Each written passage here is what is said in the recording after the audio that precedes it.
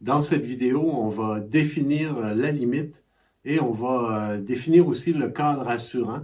Et on va voir à quel moment on peut mettre en place les choix. Bien entendu, j'ai commencé par faire du désamorçage. J'ai pu essayer différents trucs, l'écoute active, comme on l'a vu. J'ai essayé peut-être même l'humour pour désamorcer quelqu'un qui me semble perturbateur. Ça n'a pas fonctionné. J'ai mis en place aussi la communication constructive pour faire des demandes claires à la personne. J'essaye toujours de faire des demandes qui sont positives. Je vais essayer de pointer le positif plutôt que le négatif. Plutôt que de dire à la personne « ne criez pas comme ça », je vais pointer le comportement que je veux, parler doucement, on va arriver à se comprendre. Dans mon langage corporel, je commence quand même à être un peu plus ferme pour déjà délimiter qu'il arrive à une certaine limite. Ensuite, j'ai mis en place aussi les demandes claires 2-3 fois, les réponses aux entraves. Ça fonctionne pas. Maintenant, la balle va tomber dans son camp. On va lui offrir des choix. Quand j'arrive au choix, moi, c'est un des derniers outils que j'ai dans mon coffre à outils. Il doit y avoir des conditions positives pour faire les choix, c'est-à-dire que déjà, il faut que les deux parties puissent assumer les choix. Si je suis pas capable d'assumer le choix, je ne peux pas offrir ça au patient ou à la personne ou au résident. Ensuite, il faut que la personne devant moi soit capable de choisir. Si elle n'est pas capable de choisir entre un thé ou un café, c'est pas la peine de faire les choix avec elle. Il ne doit pas y avoir de rapport de force avec la personne. Il ne doit pas y avoir de confrontation ou de menace. Je laisse la personne sortir de la situation de manière honorable. C'est elle qui a les clés en main maintenant de ce qui va se passer. Il va y avoir deux phases au choix. Je vais d'abord offrir un choix A ou B.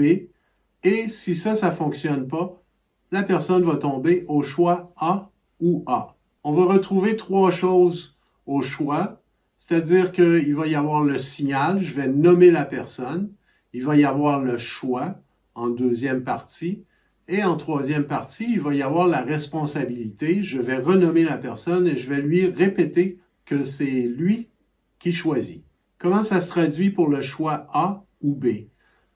Certaines personnes me disent, les personnes qu'on accueille souvent choisissent le deuxième choix. Vous pouvez mettre le choix A ou le choix B en premier. Ça m'importe peu. Ce qui m'importe, c'est qu'on fasse des choix clairs. Donc, le choix A, ce serait comportement positif égale renforcement positif. Par exemple, j'ai un jeune à table qui n'arrête pas d'avoir des propos sur la bouffe qui écœure tout le monde. Ah, on dirait le caca de mon chien d'hier, on dirait du vomi, il n'arrête pas et tout le monde commence à avoir les hauts le cœur durant le repas. Donc, je vais lui offrir d'abord le choix A. Écoute, tu me parles du match de foot de dimanche, tu me parles du film que tu as vu hier soir, tu restes à table avec nous. Voilà le choix A. Ou le choix B, comportement négatif égale conséquence. Tu continues à écœurer tout le monde à table, tu vas devoir aller manger ailleurs. Et ensuite, je vais finir par la responsabilité. Jonathan, c'est toi qui décides.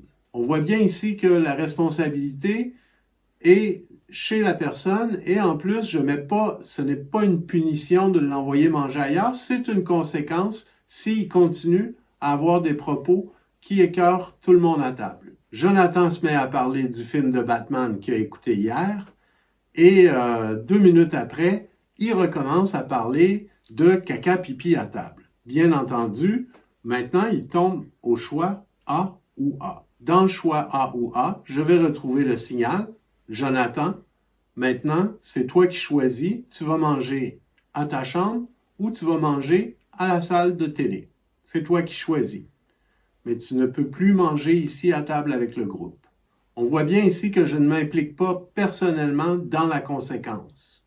Si j'avais dit à Jonathan, je vais te sortir, à ce moment-là, je me serais impliqué, il y aurait eu un rapport de force, il y aurait eu une menace. Est-ce que j'aurais pu assumer d'être assez fort pour sortir, Jonathan? Et est-ce que j'ai le goût d'aller vraiment au physique avec Jonathan? Donc, vous voyez que je ne dois pas m'impliquer dans les choix. Écoute, Jonathan, tu changes tes propos, tu restes à table avec nous, tu continues et tu dois sortir. C'est toi qui choisis maintenant, Jonathan. Donc, on voit bien que les choix, il faut les faire en toute fin d'interaction. Si on commence par les choix, il ne nous reste plus grand-chose pour travailler. On a plusieurs choses à mettre en amont dans les désamorçages, dans l'écoute, dans la communication constructive. On peut s'extraire de la situation un temps pour laisser la personne penser à son comportement. Quand on revient vers elle, on arrive au choix. Et là, à ce moment-là, la responsabilité retombe sur ses épaules. Vous arriverez rapidement à faire le tour des choix qui sont possibles pour vous d'offrir aux patients ou aux résidents. Certains choix pour vous seront impossibles à proposer. Au fur et à mesure que vous allez vous habituer à proposer les choix en vous extrayant de la situation, vous allez être plus efficace dans cette interaction.